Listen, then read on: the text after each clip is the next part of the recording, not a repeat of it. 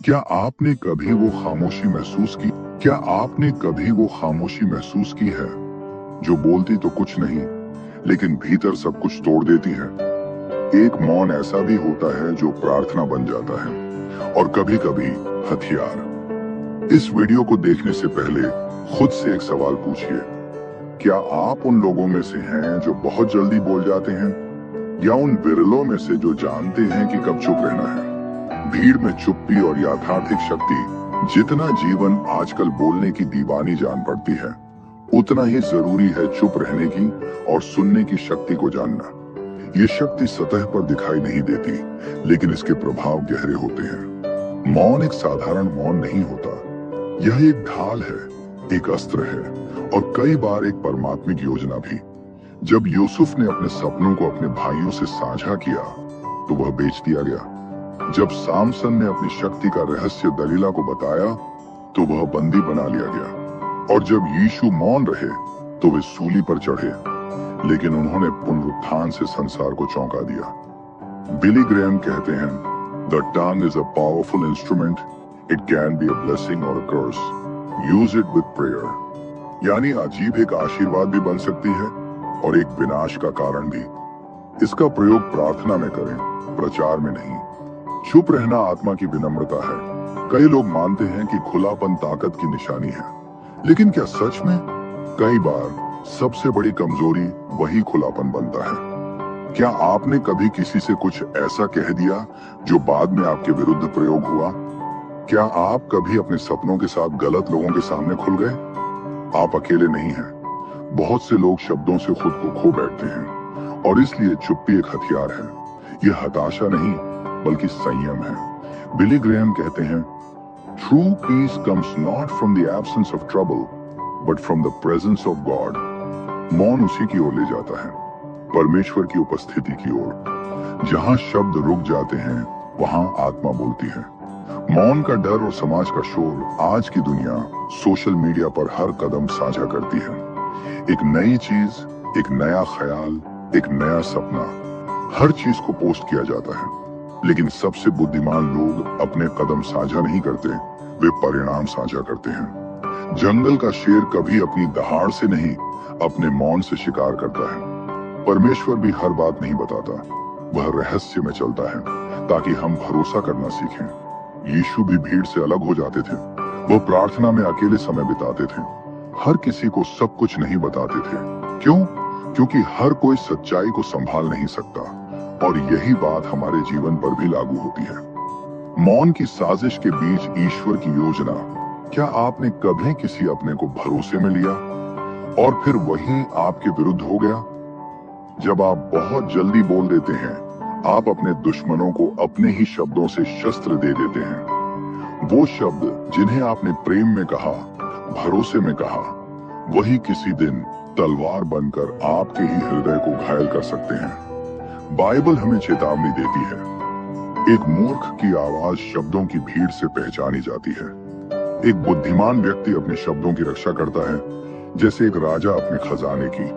हर किसी को हर बात जानने की जरूरत नहीं, परिणाम बोलें। शब्द नहीं। अगर आप खुद को सबसे अलग बनाना चाहते हैं तो खुद को सबके सामने उजागर ना करें।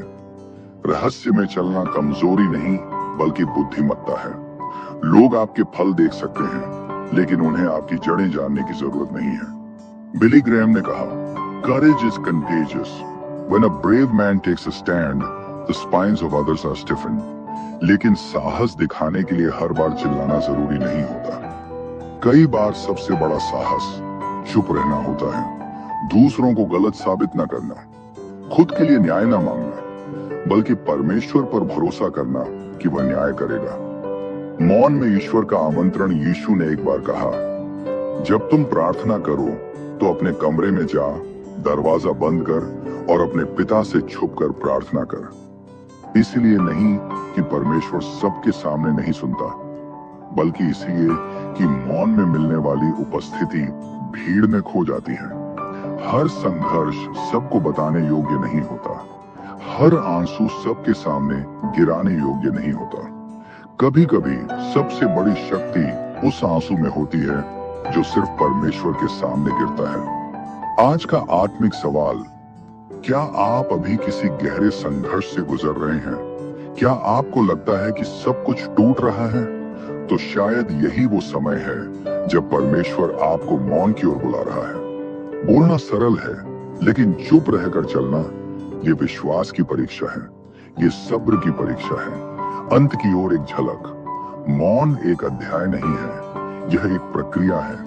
यह हर हिस्से में गहराता जाएगा और अगले भाग में हम जानेंगे कैसे यीशु का मौन ही उनका सबसे बड़ा उत्तर बना, कैसे सामसन की कमजोरी उसका शब्द था और उसका मौन उसकी छुटकारा, और क्या हर चुप रहने वाला सही होता है। मौन का रहस्य और यीशु का उत्तर। मौन सिर्फ न बोलना नहीं है, यह एक रणनीति है। यह विश्वास का मार्ग है जो हमें खुद से और परमेश्वर से जोड़ता है।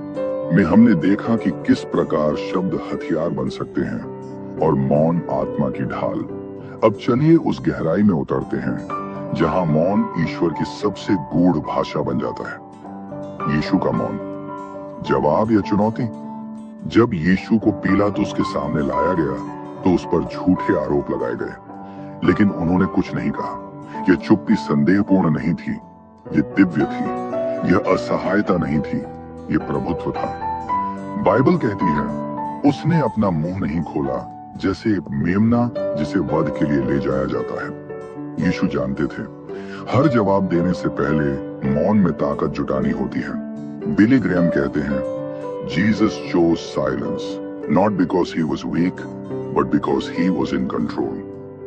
मौन तब भी शक्ति है जब आपके पास कहने के लिए सब कुछ हो। सामसन की चुप्पी और पतन का रहस्य।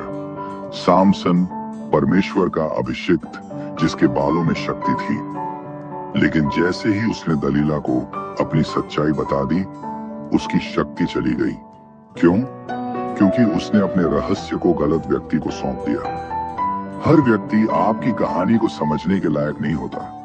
हर दिल आपका दर्द संभालने के काबिल नहीं होता। जब सामसन ने अपने मौन को खोया, उसने अपना संरक्षण भी खो दिया। यह हमें सिखाता है, हर सच्चाई बताने योग्य नहीं होती, हर रिश्ता भरोसे के लायक नहीं होता। जब मौन बनता है गवाही, मौन केवल युद्ध से बचने का तरीका नहीं, यह गवाही का मार्ग है। जब आप परमेश्वर के लिए खड़े होते हैं बिना बोले, तब आप खुद को नहीं बल्कि उसे बोलने देते हैं। बाइबल में हन्ना, जो बांझ थी, मंदिर में प्रार्थना कर रही थी। उसके होंठ हिलते थे पर आवाज नहीं आती थी। एलियाह ने उसे नशे में समझा, लेकिन परमेश्वर ने सुना और वही मौन उसकी सबसे बड़ी पुकार बन गया। Billy Graham, God hears the silent prayers of a faithful heart. मौन और आत्मिक युद्ध। जब आप जवाब नहीं देते तो शैतान उलझ जाता है। वह प्रतिक्रिया चाहता है ताकि वो आपको आपके शब्दों से बांध सके, लेकिन जब आप मौन रहते हैं तो आप उसे परमेश्वर के सामने बेबस छोड़ देते हैं। यीशु ने भी बार बार यह दिखाया। जब भीड़ ने पत्थर उठाए, उन्होंने चुपचाप जमीन पर कुछ लिखा। शायद यही उनका उत्तर था, मौन में प्रतिक्रिया। बाइबल कहती है, धीरे बोलने वाला व्यक्ति बहुत बुद्धिमान होता है। मौन बनाम आत्म संयम। हर बार बोलना जरूरी नहीं। आत्म संयम वह कुंजी है जो हमारे अंदर परमेश्वर की उपस्थिति को जागृत करती है। जब आप बोल सकते हैं लेकिन फिर भी चुप रहते हैं, वही आत्मिक परिपक्वता है। Billy Graham, A real Christian is one who can control his tongue when provoked. इसलिए अगली बार जब कोई आपको चोट दे तो सोचिए, क्या उत्तर देना जरूरी है या चुप रहकर ईश्वर को उत्तर देने देना बेहतर है। जब ईश्वर मौन होता है, कई बार हम प्रार्थना करते हैं, पूछते हैं, पुकारते हैं, लेकिन जवाब नहीं आता। वो खामोशी भारी लगती है। लेकिन क्या आपने कभी सोचा, शायद वह खामोशी ही उसका जवाब हो। जब परमेश्वर मौन होता है, वह आपकी परीक्षा ले रहा होता है। जब वह कुछ नहीं बोलता, वह आपको विश्वास करना सिखा रहा होता है। यीशु जब सूली पर थे, उन्होंने भी पूछा, हे मेरे परमेश्वर, तूने मुझे क्यों छोड़ दिया? लेकिन फिर भी उन्होंने अपने आत्मा को परमेश्वर के हाथ सौंप दिया। बिली ग्रैहम कहते हैं, faith is trusting God even when you don't understand his silence.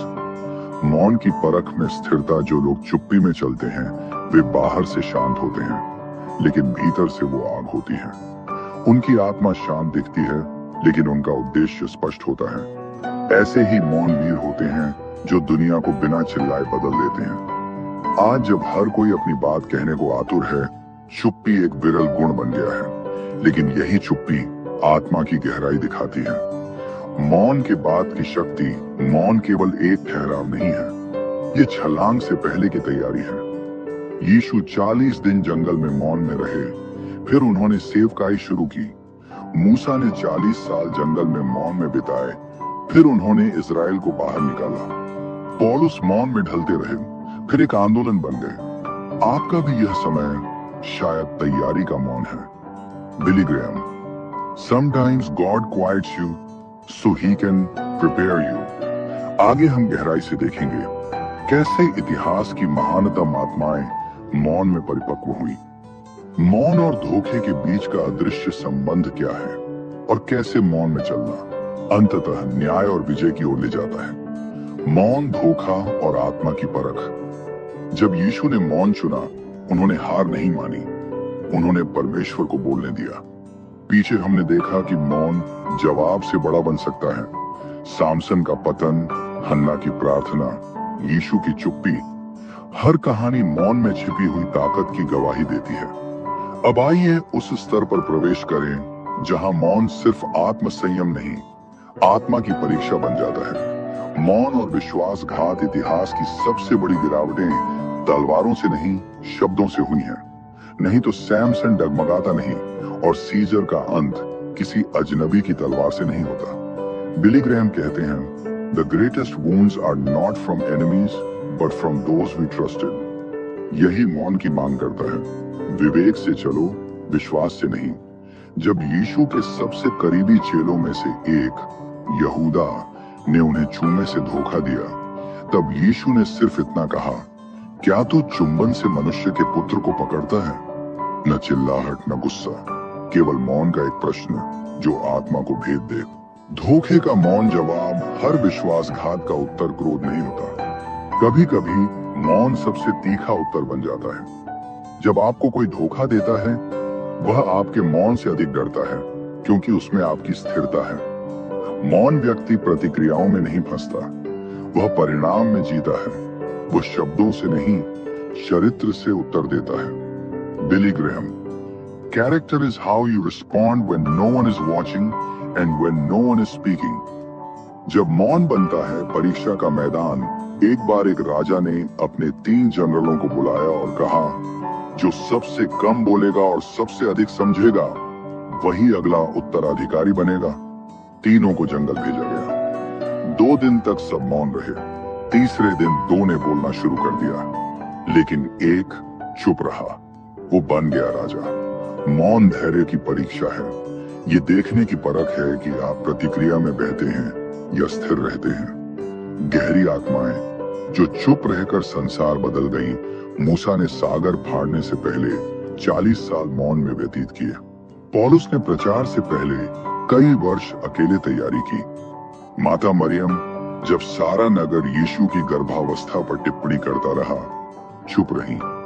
उनका मौन उनकी परमेश्वर के प्रति निष्ठा का गवाह बन गया। बिली ग्रेहम कहते हैं, silence is the soul sanctuary where God shapes destinies. मौन और आत्मा की परख। मौन एक दर्पण है। ये दिखाता है कि आपके अंदर कितना संयम है, कितना भरोसा है और कितनी गहराई है। अगर आप चुप नहीं रह सकते, तो शायद आपने अभी तक परमेश्वर की योजना को पूरी तरह स्वीकार नहीं किया है। क्योंकि मौन वही ओढ़ता है जो जानता है कि समय सब कुछ प्रकट कर देगा। चुप्पी और व्यक्तिगत सीमाएं। हर व्यक्ति आपके संघर्ष को नहीं समझेगा, हर कोई आपकी भावना का भार नहीं उठा सकता। इसलिए मौन वह दीवार है जो आत्मा को टूटने से बचाती है। यह निजी सीमाओं की सुरक्षा है। आप हर आंसू सार्वजनिक नहीं कर सकते, हर दर्द शेयर करने लायक नहीं होता। बिली Graham, Not everything that weighs you down needs to be spoken. Some burdens are prayers in disguise. जब लोग आपके मौन को कमजोरी समझें, बहुत बार लोग कहते हैं, तुम जवाब क्यों नहीं देते? तुमने कुछ कहा क्यों नहीं? तुम चुप क्यों हो? यही मौन की ताकत है। जब लोग आपकी प्रतिक्रिया नहीं पढ़ सकते तब वे भ्रमित होते हैं और भ्रम में वे खुद से हारने लगते हैं। यीशु ने कहा, धन्य हैं वे जो नम्र हैं, क्योंकि वे पृथ्वी के अधिकारी होंगे। मत्ती 5:5। मौन, कर्म के पूर्व की गहराई। हर महान कर्म से पहले मौन की आवश्यकता होती है। युद्ध से पहले रणनीति का मौन, प्रार्थना से पहले शांति का मौन, निर्णय से पहले आत्मा का मौन। कभी कभी चुप रहना शांति लाता है, लेकिन अधिक बार यह दिशा देता है। Billy Graham, God speaks loudest in the stillness. अब तक हम जान चुके हैं, धोखे से बचने के लिए मौन ढाल है। आत्मा की परख मौन में होती है, न कि चर्चाओं में। सच्ची ताकत चीखने में नहीं, स्थिर रहने में है। मौन और आत्मिक सामर्थ्य की सीढ़ियां। जब परमेश्वर मौन में सबसे ऊंचा बोलता है और कैसे आपकी चुप्पी बन सकती है किसी और के जीवन का उत्तर। मौन और आत्मिक सामर्थ्य की सीढ़ियां। जब यहूदा ने धोखा दिया, यीशु ने केवल एक मौन प्रश्न पूछा और वो प्रश्न आत्मा को चीर गया। पीछे हमें दिखाया कि मौन कैसे आत्मा की परख बनता है, कैसे चुप्पी खुद एक उत्तर है और कैसे यीशु ने सबसे घातक क्षणों में भी शब्दों की बजाय मौन से जवाब दिया। अब हम उस रहस्य पर प्रकाश डालेंगे जहां मौन केवल प्रतिक्रिया नहीं, आत्मिक सामर्थ्य का द्वार बन जाता है।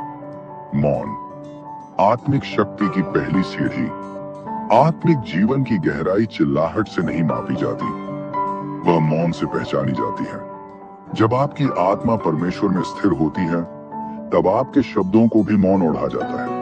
आत्मिक सामर्थ्य तब आती है जब हृदय परमेश्वर के सामने शांत होता है। Billy Graham, The quieter you become, the more you can hear what God is really saying.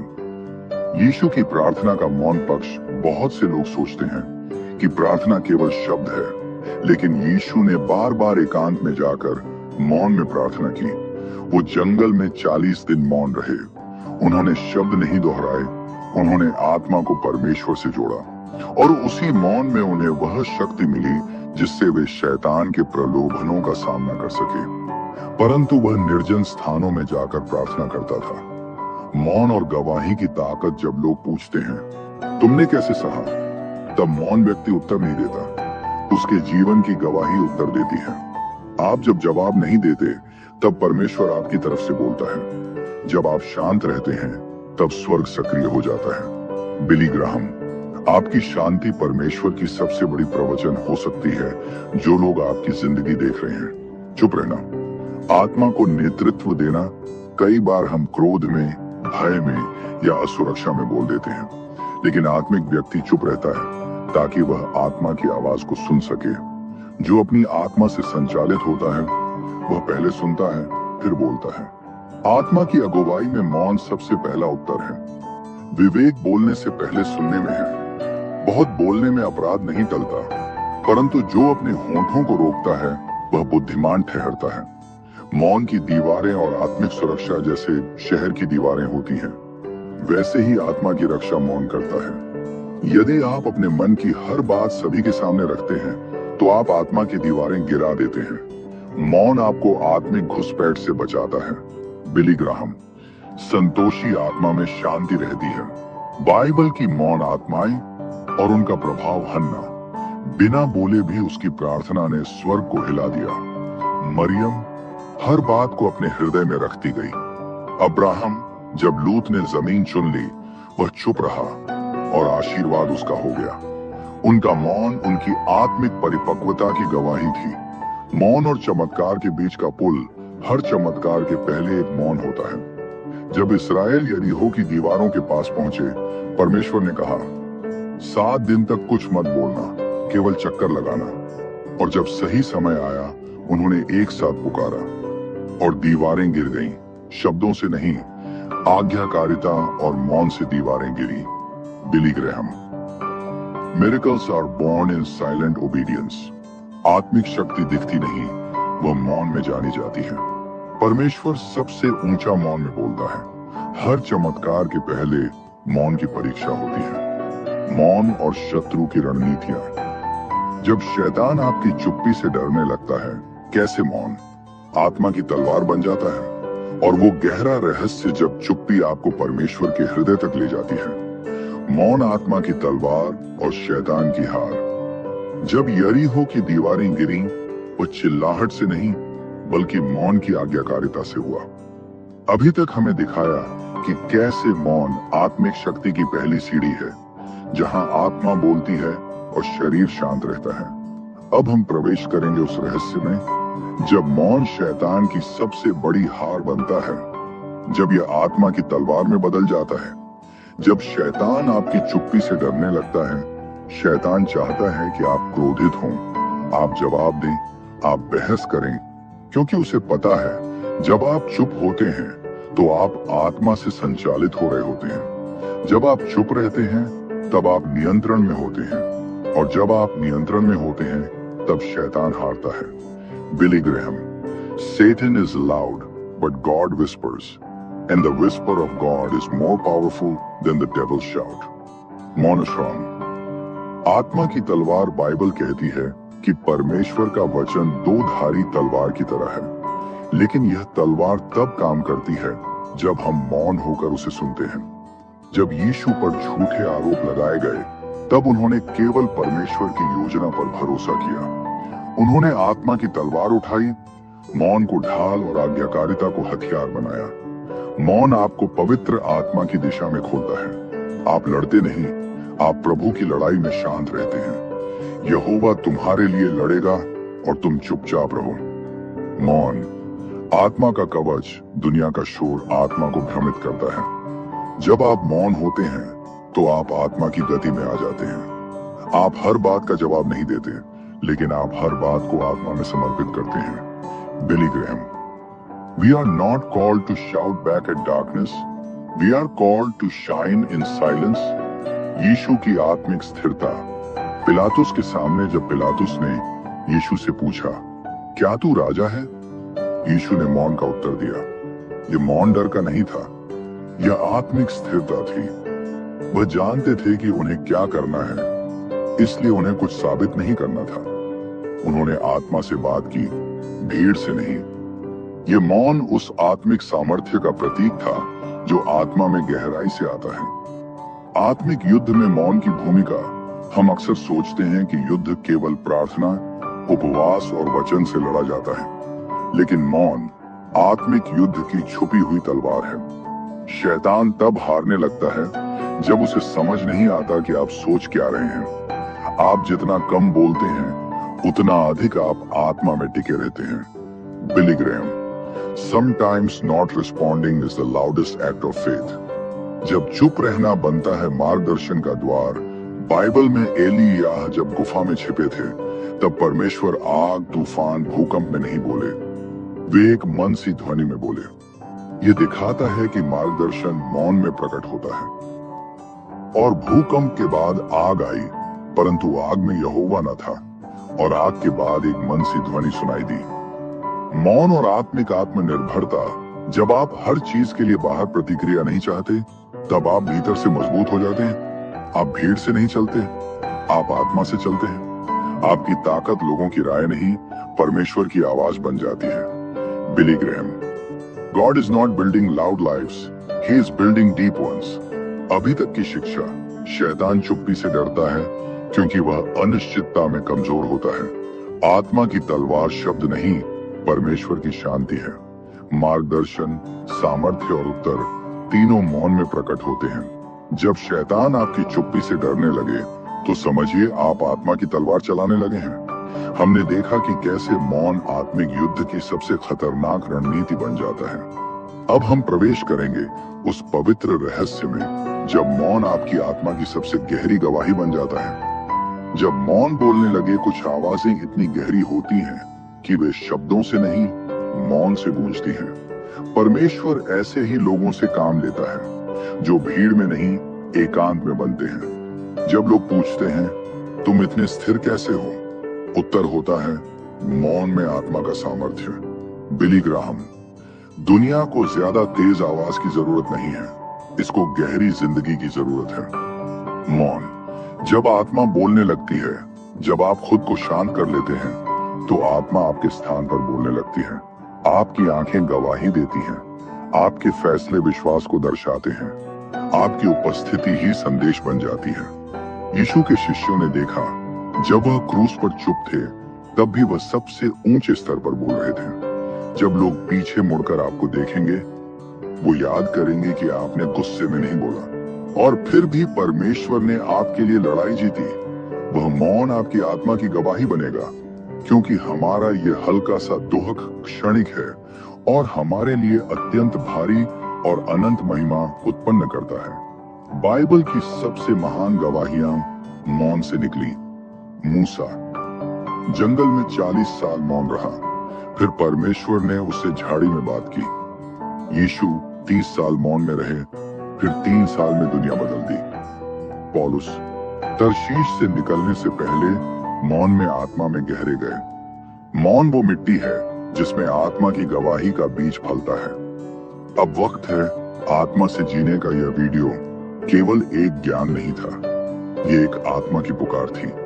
एक भीड़ भरे दिखावटी युग में परमेश्वर तुम्हें बुला रहा है। गहराई में, मौन में, सच्चाई में। अपने जीवन को हल्के में मत लो। परमेश्वर तुम्हें एक गवाही बनाना चाहता है, शब्दों से नहीं, आत्मा से। बिली Graham. Your life is the only Bible some people will ever read. Let your silence be its loudest verse.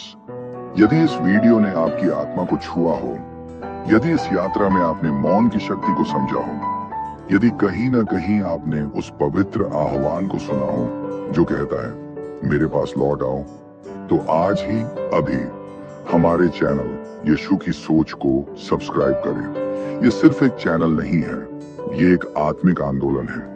एक विचार जो संसार से नहीं, स्वर्ग से चला है। एक संदेश जो शब्दों से नहीं, आत्मा से लिखा गया है।